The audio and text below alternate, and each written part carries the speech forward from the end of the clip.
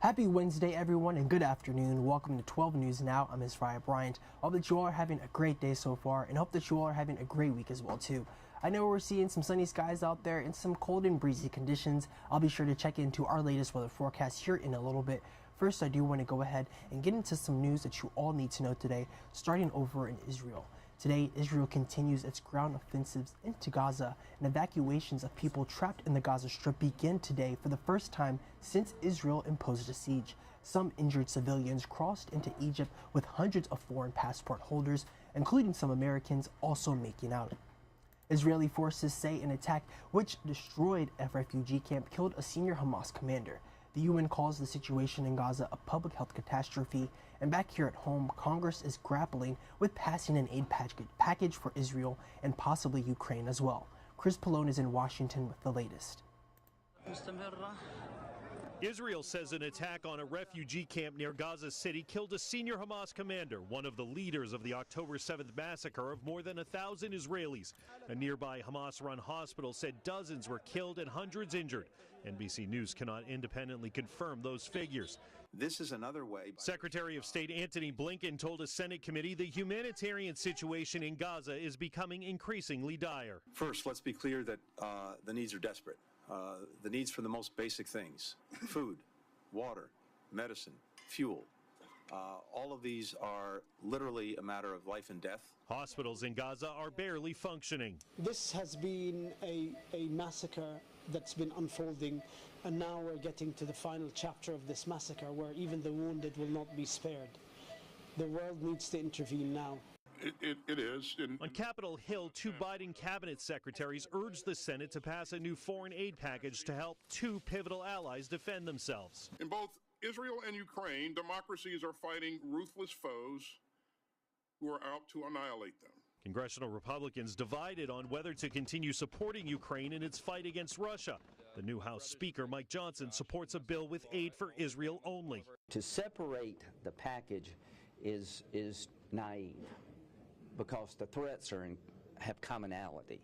The FBI director warning Hamas's actions could inspire terror attacks against Americans. This is not a time for panic, but it is a time for vigilance. Christopher Wray telling a Senate committee the U.S. hasn't seen such a threat since the rise of ISIS years ago.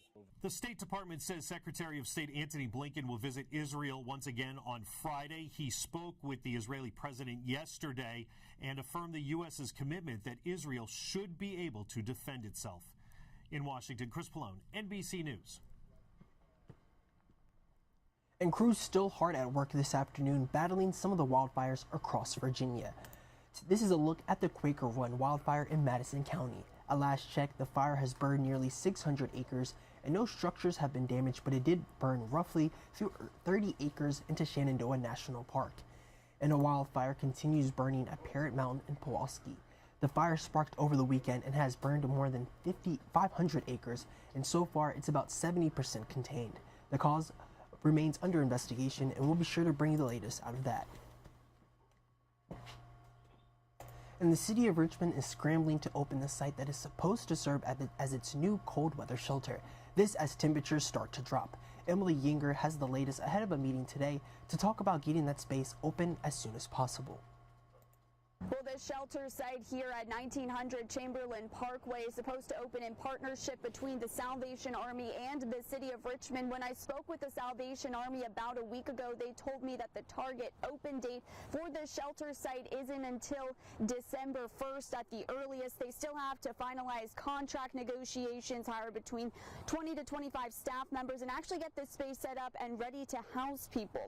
Once the shelter opens, it'll provide shelter space for up to 150 single men and women, and eventually there will also be a section of this building that will be used to temporarily house up to 50 single men. We're working to get them into more permanent housing. This will also be a year-round inclement weather shelter, which means it'll open for natural disasters and heat surges in the summertime too.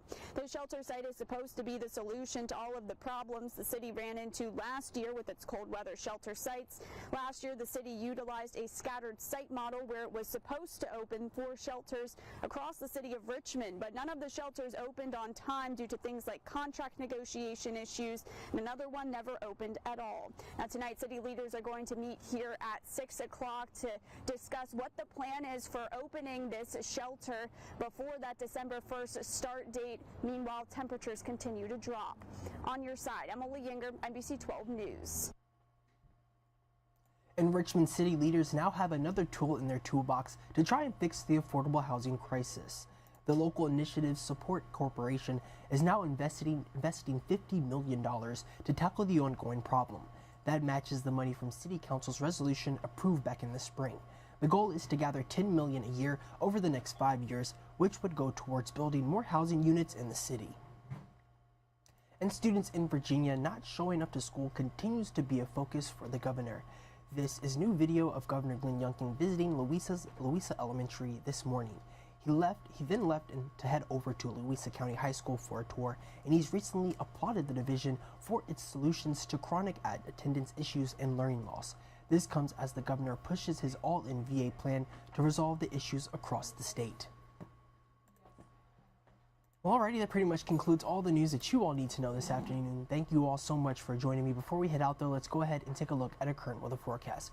Right now, we're looking over the River City. As you can see, it is beautiful out there, but don't be fooled. It is definitely very breezy and chilly out there. I do want to go ahead and check right into our other weather map right now, just so you can see what our other Central Virginia viewing areas are looking like. Bear with me 1 second. Alrighty, right now I loaded in our B&W Builders. Oops, sorry. Right now I loaded in our B&W Builders WeatherNet, and as you can see, sorry, I don't know why it took such a long delay. Over in Buckingham it is 45, over in Midlothian it is 46, and then over in Richmond it is 45 as well too. So definitely very chilly today. It is breezy out there as well too, and we're seeing highs in the low 50s, and tomorrow we do have a freeze warning in effect until 9 a.m.